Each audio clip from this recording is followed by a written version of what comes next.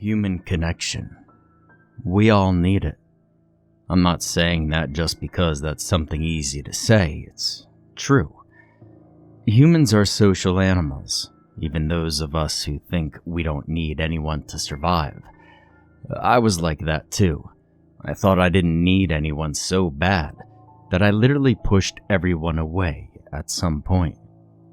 I broke up with my girlfriend, quit my job, pissed off my parents, and denied my friends a visit whenever I could. Now, my therapist would tell you that depression does that. But I don't know if it's just only my depression. I didn't want anyone to see me like that, and I made the conscious decision that I was better off alone. Help the world if you want the world to help you. Well, I guess you won't be surprised if I tell you that I did everything wrong when I pushed everyone away. So after months of living in the dark, alone in my basement apartment, I decided to try and change things. I called the therapist. I started meeting with her once every other week, and she suggested we increased our sessions to once a week. It was hard. Boy, was it hard. I had to get up in the morning, brush my teeth, shower, put on some clothes, and head outside. I hadn't done that in at least a year.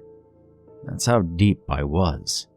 I literally survived on peanut butter toast and water during the past year. 95% of my time was spent in my room, curled up in bed, either playing games on my phone or watching insipid TV shows. I rarely showered. I rarely brushed my teeth or my hair. I didn't want to die, but at the same time, I didn't want to live. You would think it's scary not knowing if you want to live or not, but it wasn't. I actually didn't feel anything. And that's probably why it took me so long to get out of my hole and seek help. Going out to see people was far scarier than staying at home. Now, fortunately for myself, I had an excellent therapist who suggested many little trips to the grocery store to help me get comfortable with being around people again. It was very nerve-wracking at first, but eventually I could even go to Subway and order some food like, a normal human being. It took a bit longer for me to get the idea that I missed having a girlfriend, and my therapist thought the jump was too soon. Now, she wasn't wrong per se. I wasn't ready to have a girlfriend so soon. I didn't know what it was like to be intimate with someone, and really didn't want to bring someone into my issues before I was sure I was ready to commit. So my therapist said that was very mature of me, and offered me a solution. In order to get comfortable with being intimate with someone again, I should start small. I could meet, say, a personal, professional snuggler. Now, that idea cracked a smile on my lips, and it made me laugh because I didn't even think that was a real thing. In fact, I even thought that my therapist was poking fun at me. She looked very serious, though, so I looked into it when I got back home that afternoon. Now, let me tell you, it was crazy.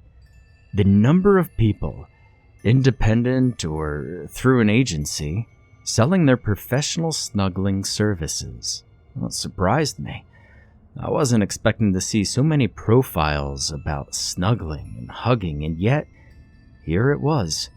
I scouted various agencies, some seemingly more legit than others. On one of the sites I visited, snuggling was definitely a thing, but the way their snugglers dressed suggested there was a little bit more than hugging involved. I wasn't interested in hookers or escorts, so I moved to another agency, and another, and another, and yet another. But I think I was stalling. Some profile, I thought the men and women looked too old, too skinny, too strange looking. I didn't particularly want to be hugged or snuggled by a man. I felt as if I needed something specific. Maybe a mom vibe. I don't have mommy issues, before you think I do. It's just that I think mom's hugs are the best kind of hug one can get. So I was looking for a woman in her 40s. A little plump, soft face, the type of person that you look at and feel comfortable around instantly. Now, I didn't find her in an agency. I discovered her indie profile on a random website. I read through her profiles and instantly felt a connection. My heart went soft instantly when I read that she'd lost her child, and that through the pain, all she wanted was some comfort. Her story was real, it was believable, and you know what? I felt it. I might not have lost someone as much as I pushed them away, but I too understood the need for human contact. On my next therapy session, I informed my therapist that I found someone interested in trying that snuggling service with. She asked me what agency I chose, and I told her I went for an independent service. My therapist advised caution, but I guess I was already sold to the idea. I threw caution to the wind and called Sylvia. That was her name. I told her I saw the ad, and that I was a first-timer but very much interested and would like to know how to proceed. I also specified that I wasn't looking for a hooker, but I guess it was because I was just so nervous. She laughed, and her laugh sounded so pure that it soothed me almost instantly, and Sylvia reassured me that she understood and was glad that I called. She said that we first needed to meet in person, and we could either do that at her place or in public, whichever I preferred. I was comfortable again in public, but I wasn't sure I wanted to air my laundry.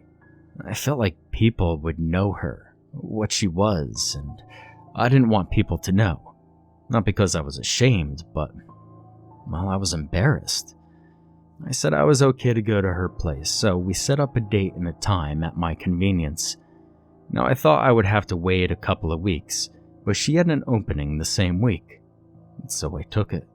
I didn't realize how not ready I was until the morning of my appointment. I called it off about 20 minutes before the meeting and lied about having to go to the ER with a friend. I didn't have any friends anymore, and, well, she probably knew it. Sylvia stopped talking on the phone for a second, and then, with the voice of an angel, told me that she wouldn't mind postponing if that was really what I wanted. Her tone was far from accusatory, but knowing. She knew that I was canceling for a reason other than a friend, and accepting that. Now, I don't know why, but I apologized, right then and there, for my lie. I told her it had been a very long time since I was close with anyone, and I wasn't sure how to go about doing it or even if I could go through with it. I ended up at her place an hour later. It was a cozy home at the edge of town, a real suburban daydream, for those of you who really like the idea of living in the suburbs. All houses looked alike, except for hers. It looked warmer. Instead of the modern gray brick facade and white accents, her home had forest green siding, a nice flower bed, and the greenest grass I've ever seen.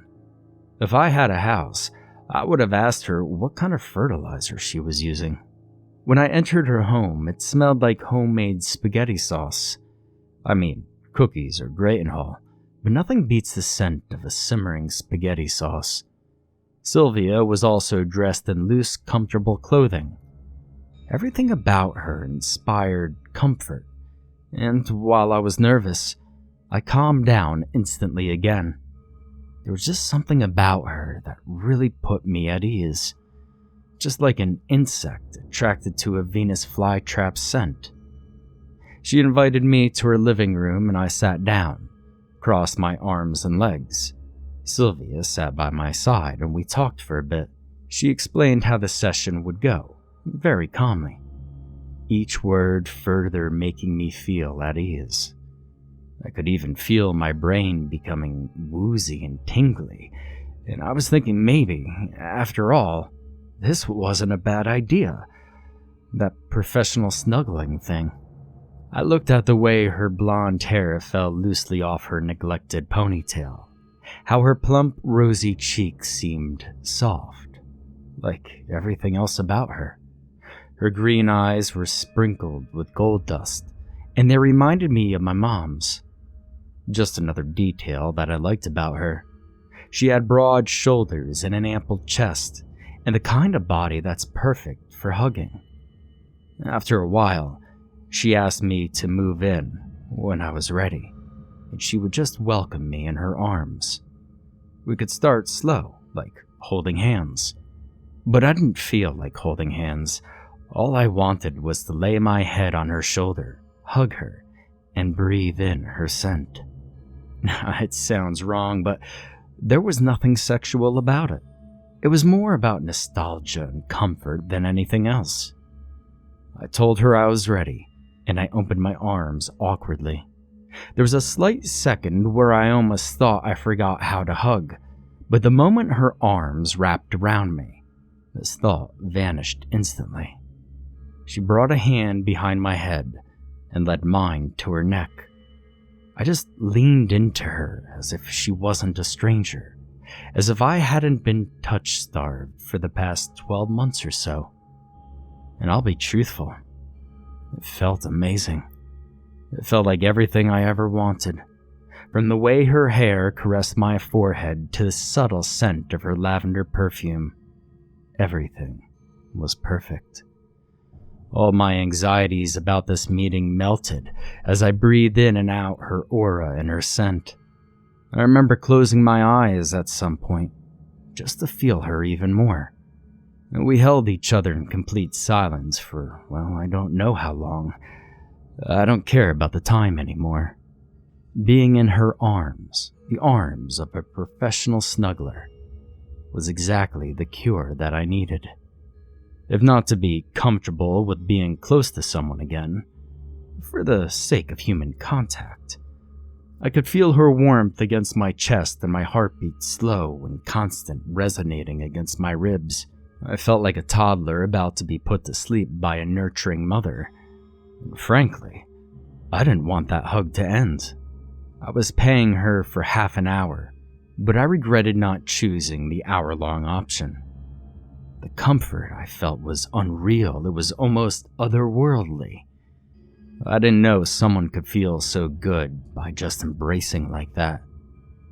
She was a professional, all right, and I stayed there, relaxed, uncaring about the passing time until I heard her stomach growl.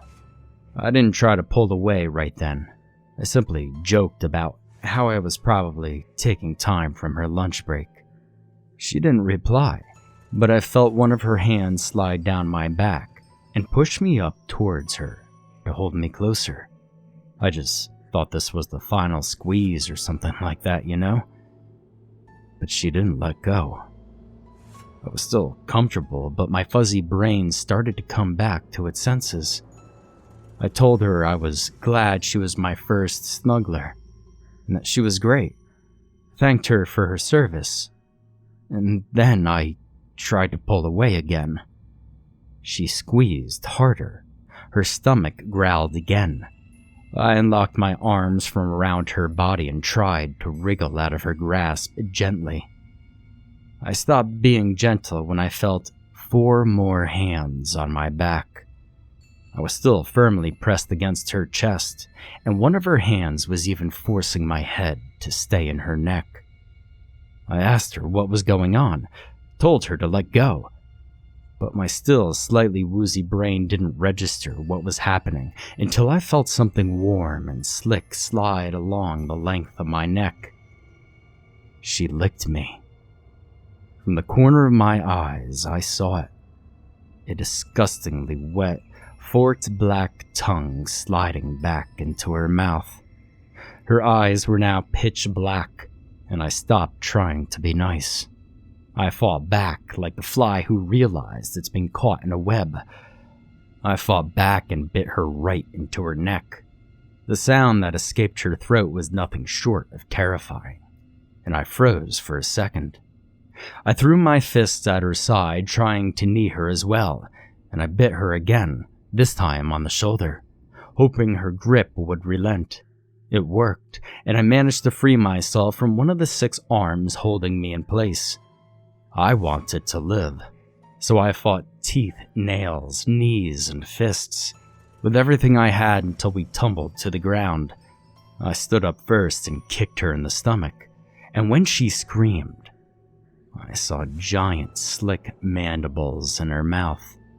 I tried to turn around and run away, but she grabbed me with one of her arms. All I could do was reach for the first thing, which happened to be a glass vase on her living room table.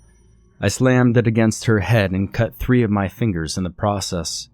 And the scent of my blood then must have driven her crazy, because she was trying her very best to pin me to the ground.